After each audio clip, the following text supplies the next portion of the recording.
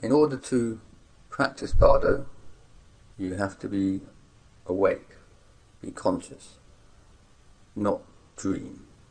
I'd like to cover some aspects of Bardo in more detail from the first video, part 1.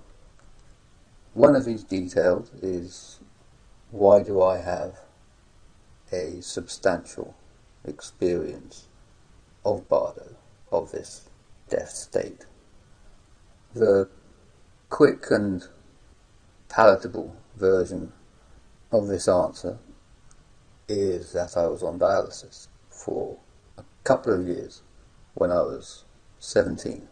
When you have no kidneys, you are basically part dead. The other reason being I was taught Bardo about 20 odd years ago by Tenzin Wangyal Rinpoche. On top of that, I spent nearly 40 years trying to die in every weird and possible way imaginable, and Hammersmith have spent that time keeping me alive. Average lifespan for a transplant is 9 years. The kind of Bardo I'm talking about, or talking about here, is this blackness, this death state. I'm not talking about near-death experiences where people go off and have a conversation with the Intergalactic Federation of Arturians or whatever. This brings me on to purpose.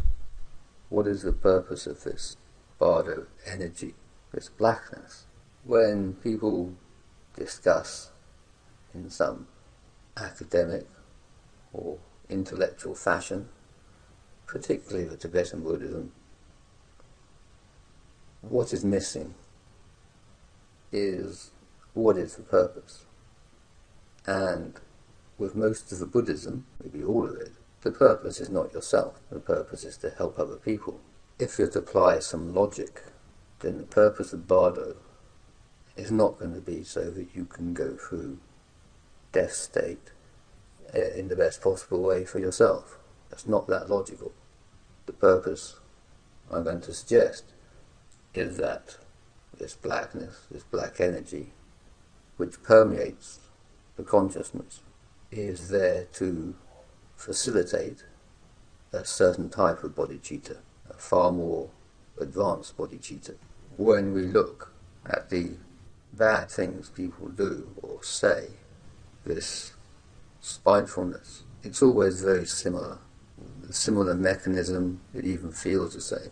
It would appear that people have the opportunity to do good, and in fact use this Bardo energy to do good, but they don't. They simply contaminate it with their minds.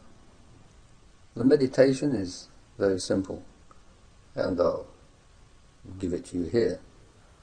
I'm just the same as anyone else in as much as, stop talking, give us a meditation. But it is really very quick. As with many of these teachings, the view is half of what's there. But anyway, I'll describe it now. So what you want to do is think of a nice, quiet, possibly summer evening. Everything has become still. You need to feel that dreaminess. You close your eyes and you picture a crow. What happens in this will be down to you. These visualizations are always different for individuals in some fashion or other. I think because people come from a different place. Their timelines are different.